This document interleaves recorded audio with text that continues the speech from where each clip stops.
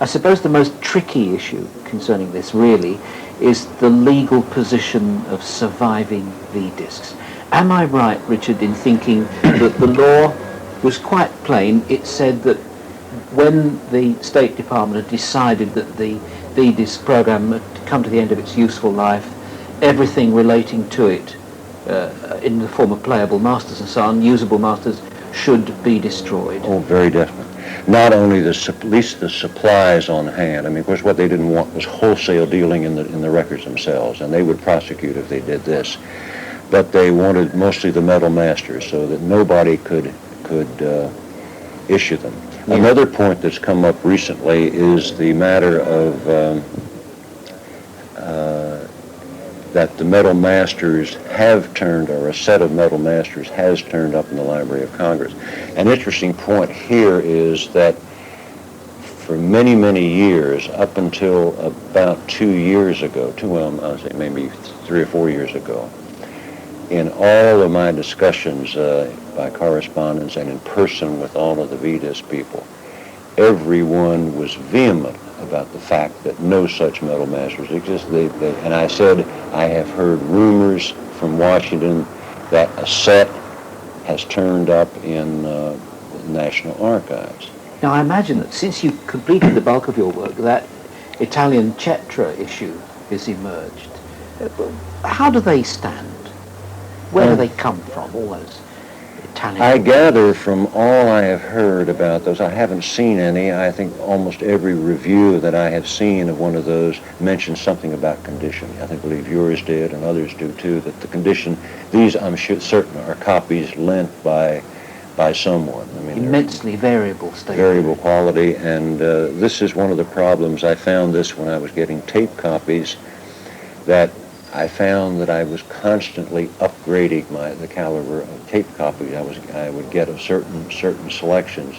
I have many as, say, 6 tape copies, each one getting a little bit better and better.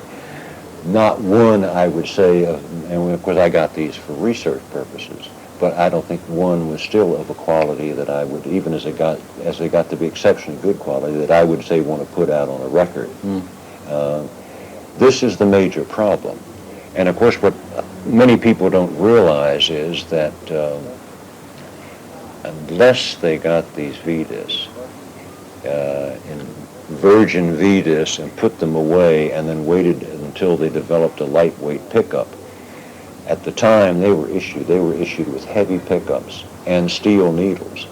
And it didn't take very many playings by some soldier somewhere who received the box that he could grind those records down almost to nothing. They were presumably made to be treated roughly. They were made in vinylite so they shouldn't be broken on arrival, but nobody expected them under battle conditions to be carefully hoarded. No, that's true, and they were played, and I say they were played, some of them would be almost worn smooth by being played with heavy pickups, and which now you would say was certainly not good equipment. But this was the idea. They were expendable. The idea was that when those wore out, they would be thrown away, and they would by this time a new box would come in. They were not making them for collectors. This was not the purpose. They were not made to be put away and in pristine shape. This was not the purpose of the program.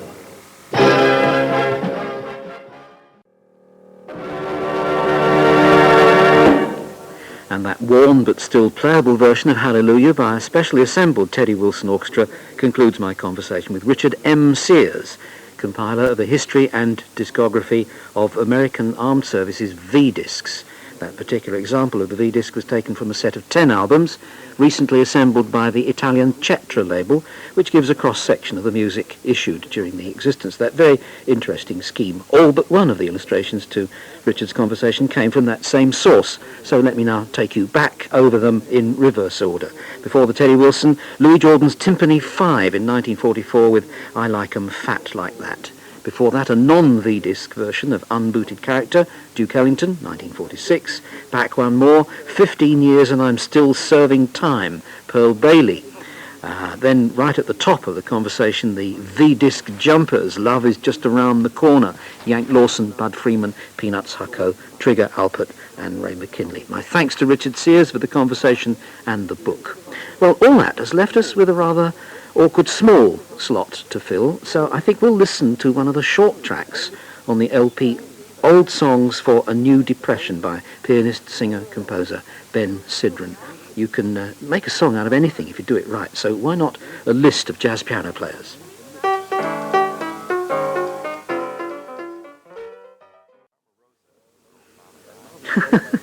That marvellous roll call of piano players by Ben Sidran was called Piano Players, and it's on Ben Sidran's album Old Songs for a New Depression. He has Miles Davis's wonderful bass player, Marcus Miller, with him. Richie Cole joins him on alto elsewhere. Buddy Williams is the drummer. The album... John Dankworth, soprano saxophone. Paul Hart, electric piano. Darryl Runswick on bass. Kenny Clare at the drums. Tomorrows, from the John Dankworth Quartet album Kite Flight, on John's own label, Sepia RSR 1002.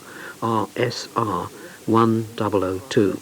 And Sepia is part of Repertoire Records, and you may find that information helpful when it comes to mentioning it to your retailer. Well, here's another quartet, but one creating a totally different sound. No piano or other keyboard instrument, just baritone saxophone, trumpet, bass and drums. The date was 1955, but it wasn't the Jerry Mulligan Quartet.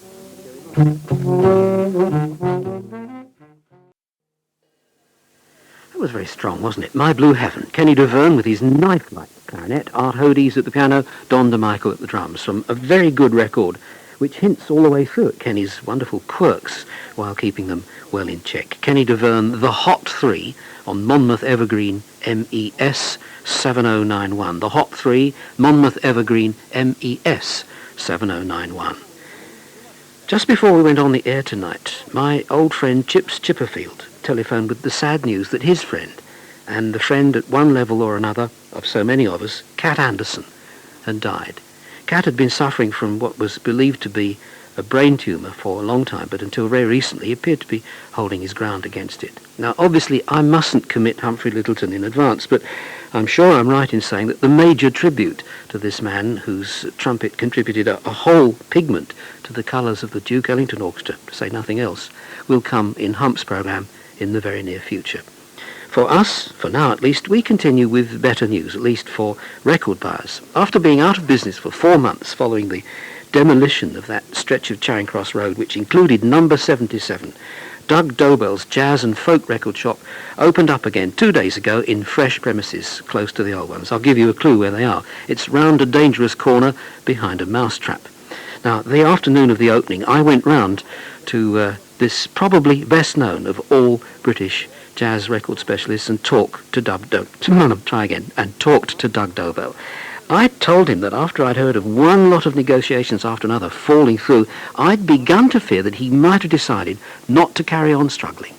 It's been a long time, and I did flag rather many times, and I was considerably worried, obviously for obvious reasons. But my wife gave me such moral support, and the staff, and so many fans and enthusiasts and so forth and so on, that I really felt I couldn't pack it in.